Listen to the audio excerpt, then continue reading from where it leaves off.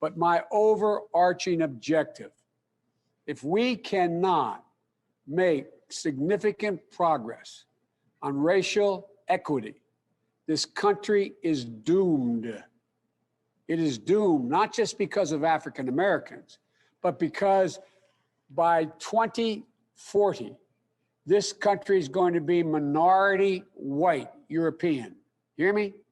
Minority white European. And you guys are going to have to start working more with Hispanics, who make up a larger portion of the population than y'all do.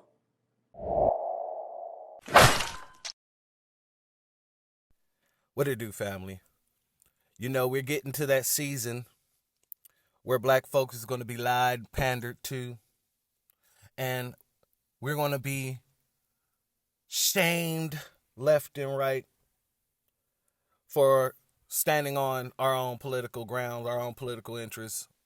It's about that time that we're going to see a lot more of that happening. Matter of fact, we're seeing it happen left and right already.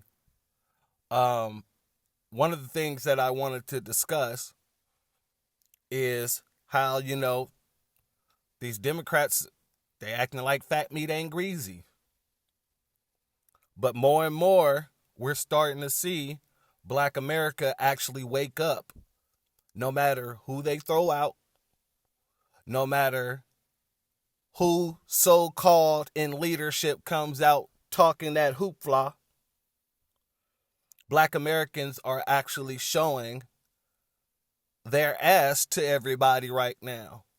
And not because we hate everybody and all this other stuff that some people may lead you to believe, but because we have a very distinct interest and we have a very distinct voice for that interest. And no longer are we allowing our interests to be pushed to the side. And so now you're getting all hands on deck with the coonery. So let's take a look at these couple of articles that I got here. Let's get a reason why these folks are running around here with all the cooning that they can do, trying to convince us that our interests are beneath us. This article came out May 7th, 2023. It's entitled, Biden Sees 30-Point Drop in Approval from Black Voters in Latest Poll. And it goes on to state, President Joe Biden has seen a dramatic fall in support among black voters, according to a new poll. An ABC News Washington Post poll found that just 52% of black respondents approve of Biden's performance as president, down from 82% when he took office in 2021. The 30-point drop in support is the lowest of Biden's presidency, and it comes as he prepares for re-election.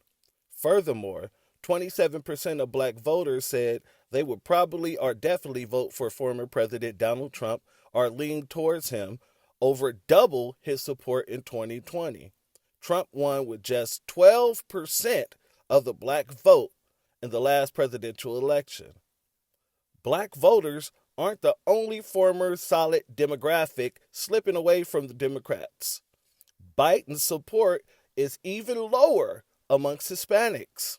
Well, we already know Hispanics tend to vote more on the Republican side anyway, but let's continue. Just 40% of Hispanics approve of Biden, and 43% said that they would probably or definitely support Trump in a rematch or lean towards him. The number is 11 points higher than the 32% of Hispanic votes Trump received in 2020. And that was my point right there. Like, even then, he received, 32% of the Hispanic vote. So that's not really shocking. He is not like, the Hispanic vote is a consistent voter block for the Democratic Party. The only consistent voter bloc that the Democratic Party has ever had is the black community, and I don't understand why anybody else would try to act otherwise. But let's continue. White voters have an even lower approval rate for the president, with just 32% approving. Women, another demographic that leans Democratic, yeah, okay. White women voted for Trump at a high rate, ain't it? Okay. Anyway, have just a 39% approval rating for Biden. Independents, a key voting bloc in swing states, only have a 30% approval rating for Biden, despite the president winning them by 54% in 2020. In a rematch, they favor Trump 48 to 39%. Biden's low trend continues amongst centrists, despite winning them by 64% in 2020. Only 40% approve. Around half said they would vote for Trump over Biden in a rematch. The dismal results of the polls presents a sobering reality to Biden, who only recently launched his re-election campaign. He is widely expected to win the nomination with his two current opponents, Marianne Williamson and Robert F. Kennedy Jr., seen as long shots in the race.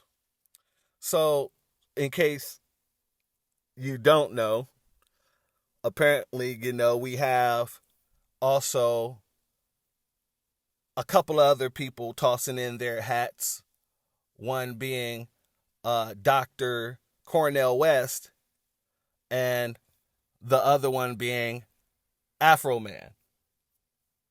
Yeah, you heard me right. Yeah, that Afro Man. A new direction. He's officially running for president in 2024. Talk to me about your platform. My platform is I want to make marijuana, cannabis, legal in all 50 states. There's no more raiding people for a plant. After that, I would like to see some serious police reform. If a cop doesn't wear a camera, he doesn't get a paycheck. Hey, I could win. I could lose, but I could win. Yeah, if nothing else, I'll give a voice to somebody who can run the baton further. Man, I tell you. But to be honest with you, he's actually right. He can't do no worse than Biden. At least he actually has a plan. Now, he didn't say it was for black folk, but, things that would directly affect the black community. Legalizing marijuana, I guess you could say.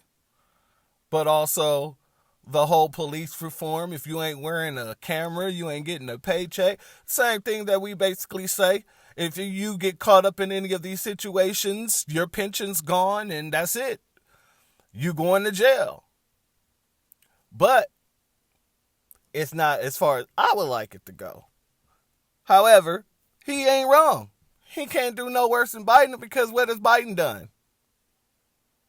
Don't worry, I'll wait.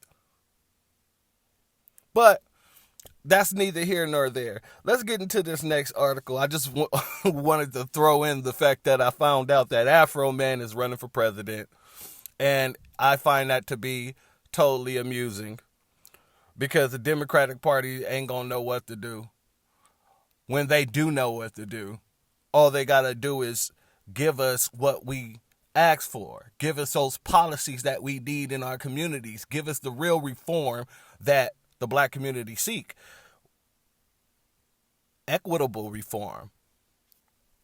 But y'all don't want to do it.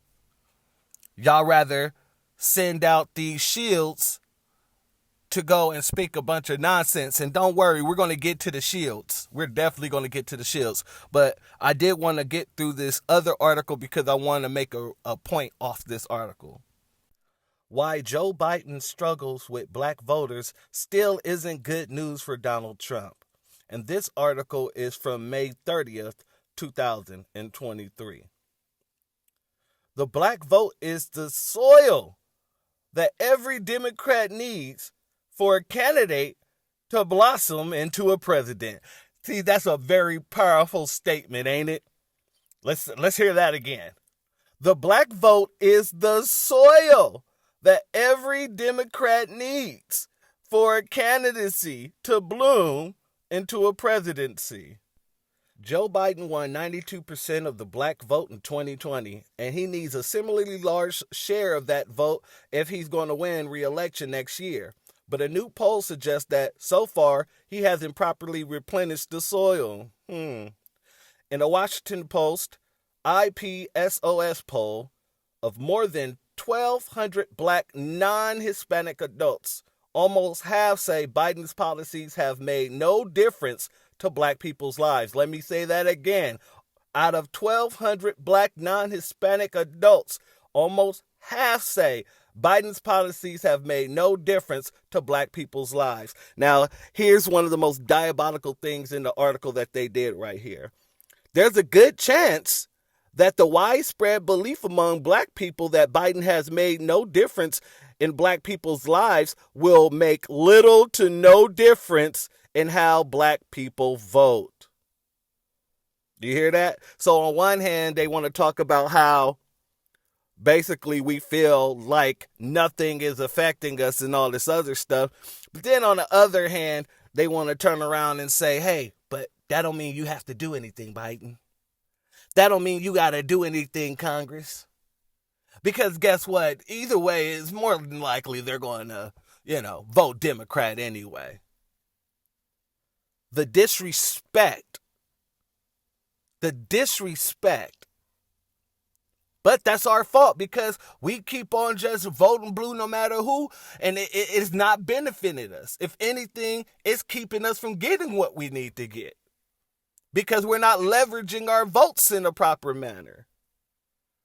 We're just allowing people to come out and tell us where our vote's supposed to go without expecting any type of, anything from it. Even though everybody else, no one else, no other community does that. Everyone else acts and they receive. They demand and they receive. But the black community, you got to be the mule. You have to be the mule of the community. I am too. But what if I told you being tired was a good thing when you're a sleeping giant? And needing a moment to breathe is necessary when you breathe life into this country. What if I told you there was a win just on the other side of tomorrow? Would you give up then?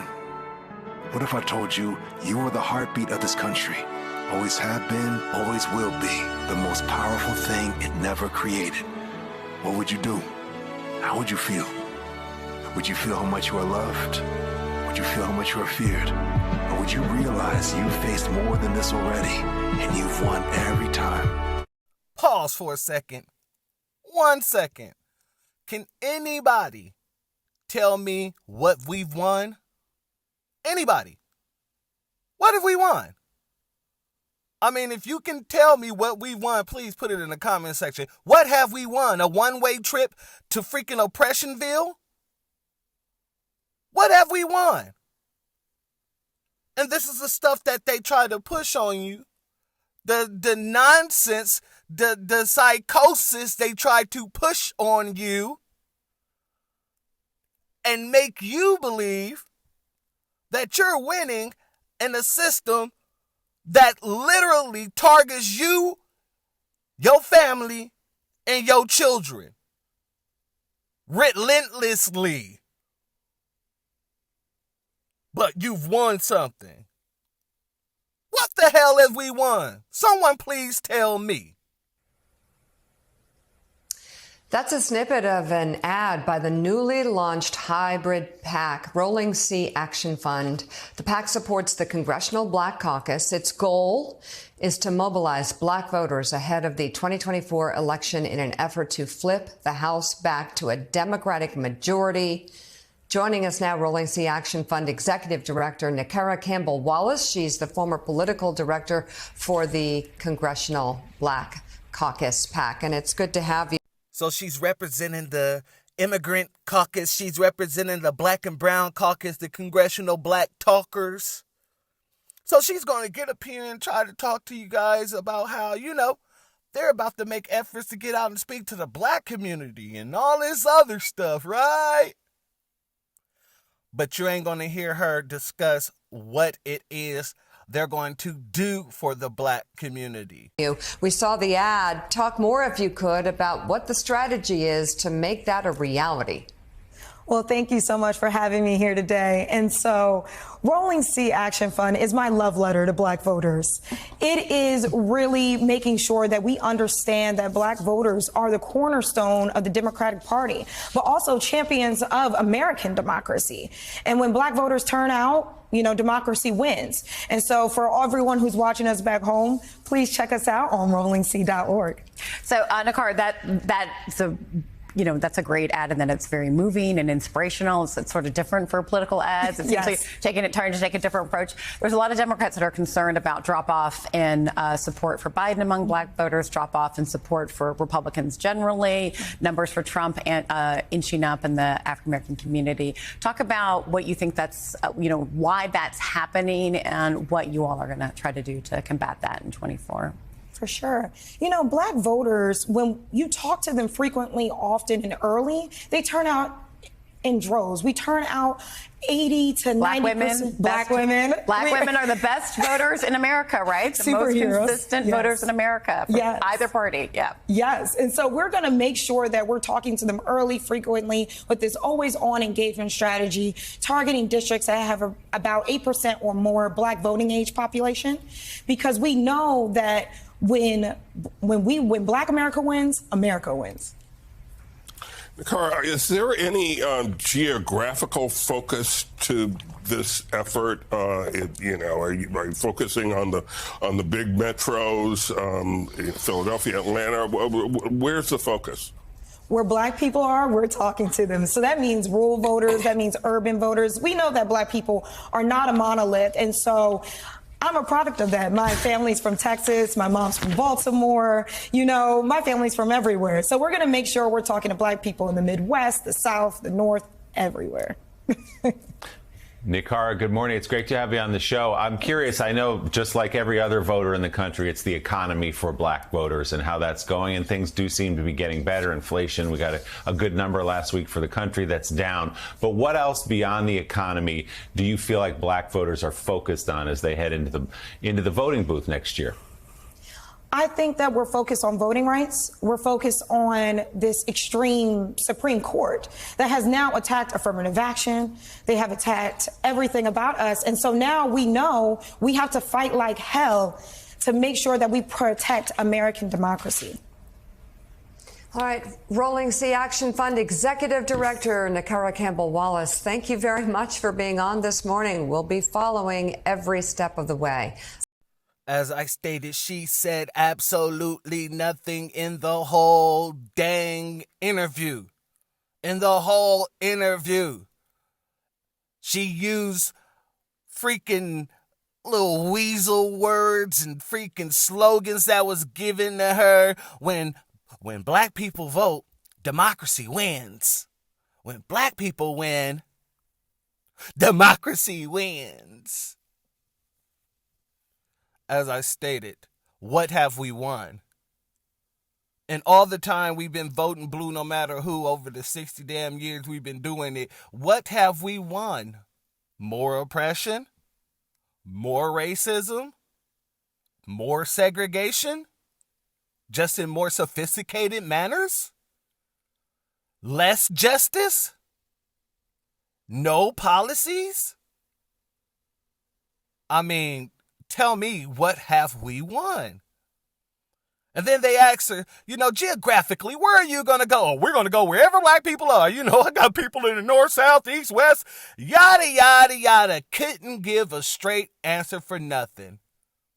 But also couldn't tell you what she was going to do when she got to those black people. She couldn't tell you what she was going to say when she got to those black people. She couldn't tell you what their organization was going to push when they got to those black people.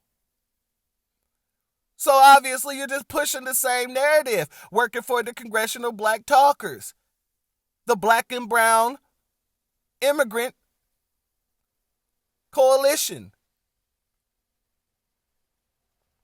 Apparently,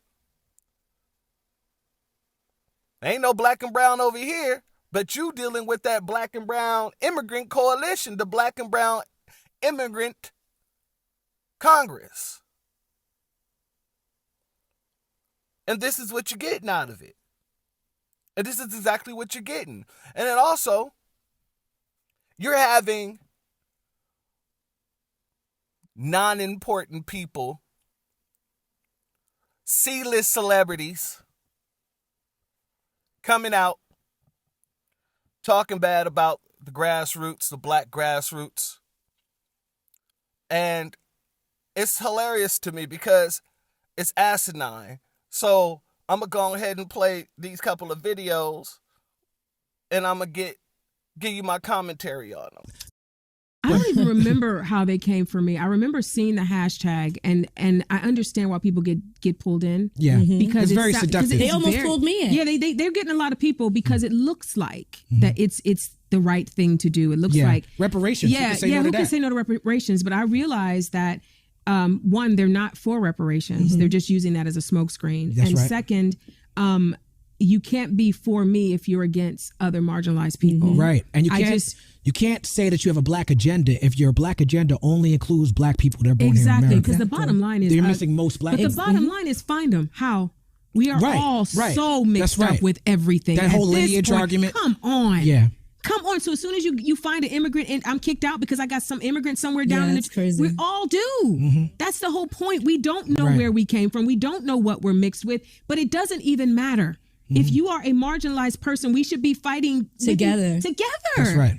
I don't understand. And then the idea, the whole point of it, like I've been trying to tell people, it is not about uplifting black people. It is really about keeping black people from voting. It is literally MAGA with a black face. Right. It's black voter disenfranchisement. They are building division between us first, and then they're telling us, well, I mean, what's the point of even voting? There's no point. Yeah. And if you're going to vote, then you might as well vote for Trump because he's the same as any Democrat, and we know that's not true. Right. Yeah. Right. Or if you go and vote, don't vote for president. Why is it so important for us not to vote for president? They're telling people now to vote down the ballot, but don't vote president. That's right. But you got to see what it is. That's very clear to me. It's very clear. Yeah, that's a clear agenda. And we don't have to separate ourselves from other people of color to fight the good fight for black people. And I'm down for my people. Anybody that know me know I love me some black folks. That's right. So it's not even You're about a black that. American woman born in Ohio. So black. The middle of it all. I am the blackest of the black. Ooh. They getting desperate as hell. When I say they throw out them shields and them shields get the shielding, oh, I ain't lying. And before we move to this, the comments that Yvette Nicole Brown made, I want to talk about Talib Kweli because Talib Kweli is a tether. He is a tether. He's the original reason why my original Twitter page was literally banned forever because of Talib Kweli. And I got the receipts to prove it. If I need to, I'll pull them up and I will post them. But Talib Kweli was upset then. It was probably about, 2017, 2016, somewhere around there. He was upset then because I was calling him out for being a tether or an agent of the white supremacist community before we was using tether. I was calling him an agent of the white supremacist system because he was saying that us representing our own interest was xenophobic.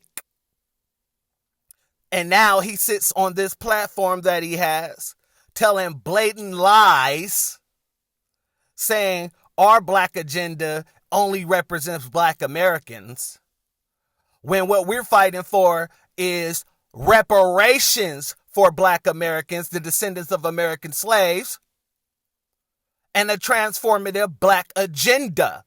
A transformative black agenda which affects all black communities.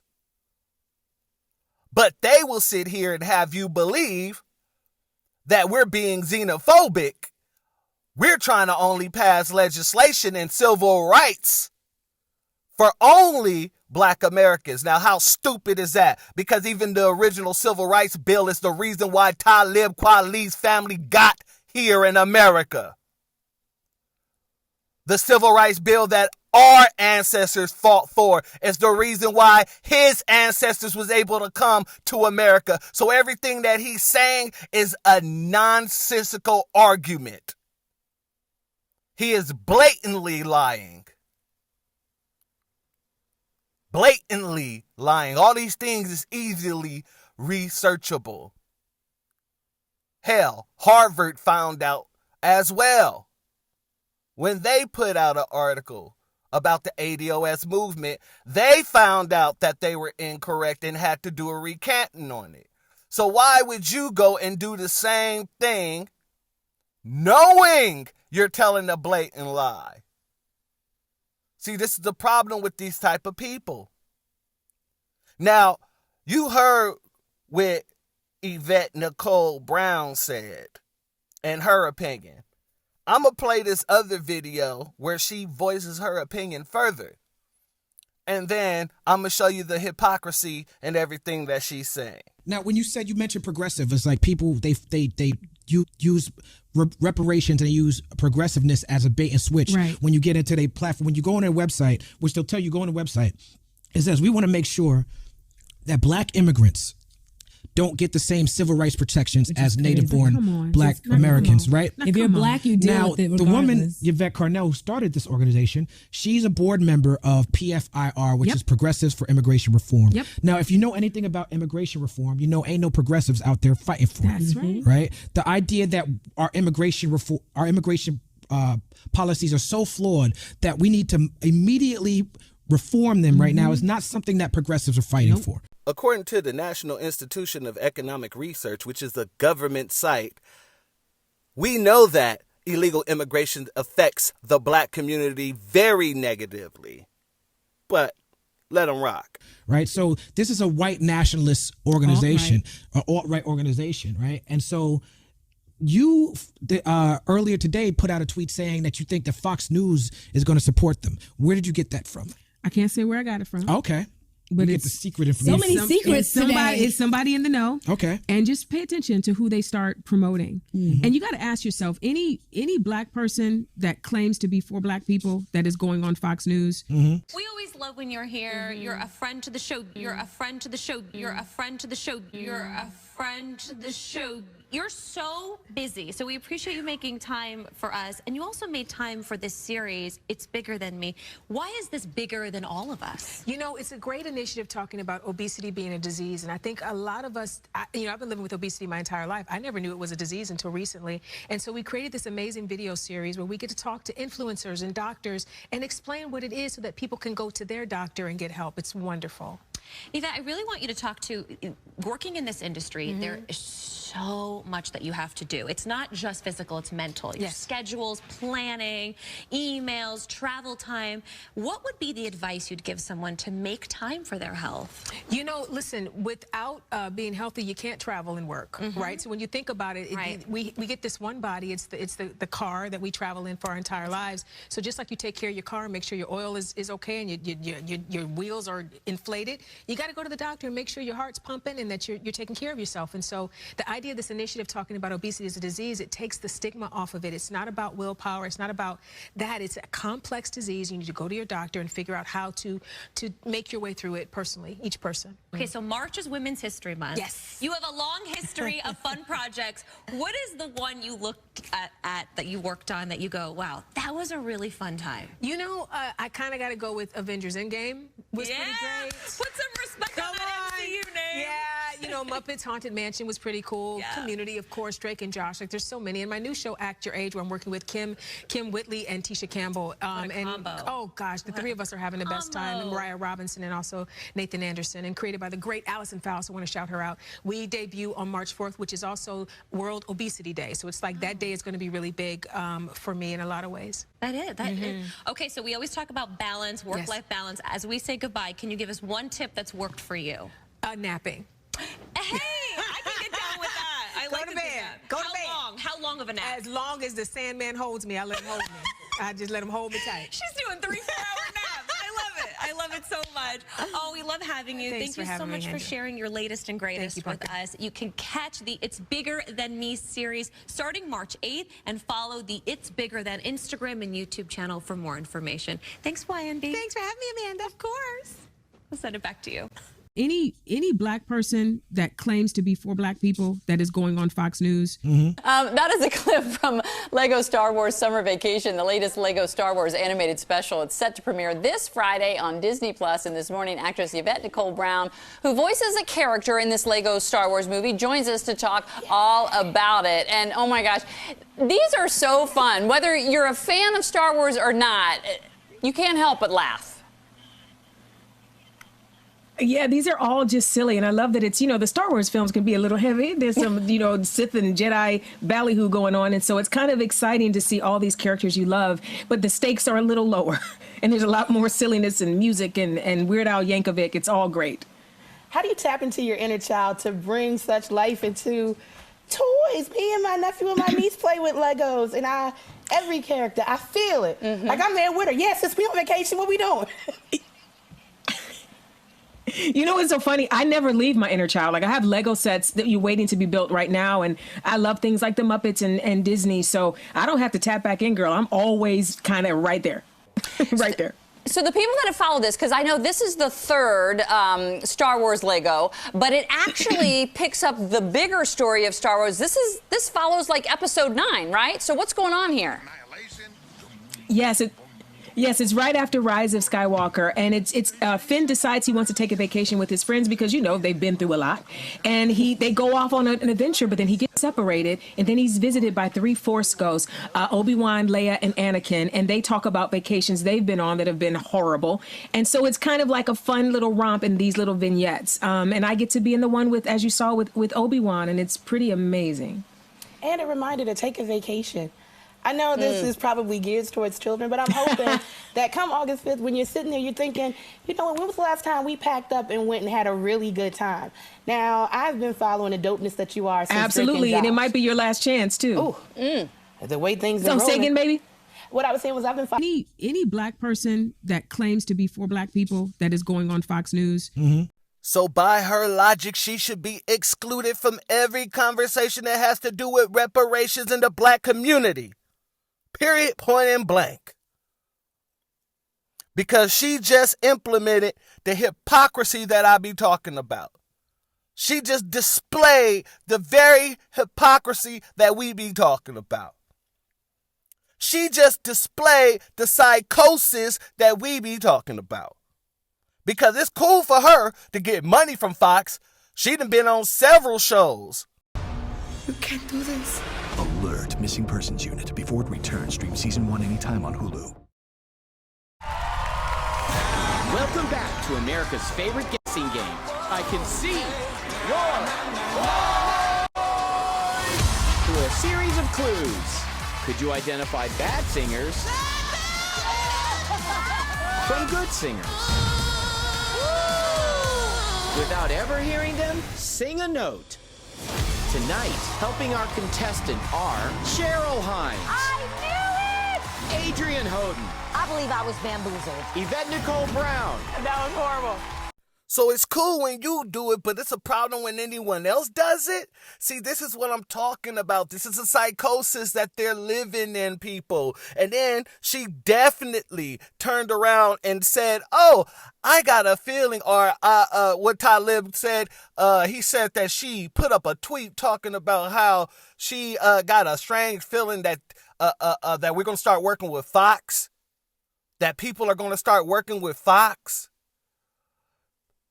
You have a working relationship with not just Fox the network, but Fox News. You've been on Fox News several times. So by your logic, everybody should just move past what the hell you said. That's the problem with these people. That's the problem with these people. These people really think that they have an actual voice in the black community. And for the people who actually listen to these people, there's a study out that says, people who, follow these celebrities are unintelligent for a reason. Definitely are less intelligent Because you have to be in order to follow these people when they're trying to get you to turn your back on your own interests, when they're trying to get you to walk away from what's important, not just to you, but for the descendants that come after you. These are the people. These are the people right here. And if you believe and you rock with her, well, I'll let her tell you what she just told you best. That was horrible. And with that being said, continue to stand on your square, family. Continue to spread the information. Like, comment, share. Like, comment, share. Help me beat up the algorithm. If you're not already subscribed, hit that subscribe button. Knock out that bell button. Let's get this information around, because we need people to understand the differences between people who actually fight for us and people who are shields, who are paid to literally speak for us. That's what it is. And the doors of the church are closed.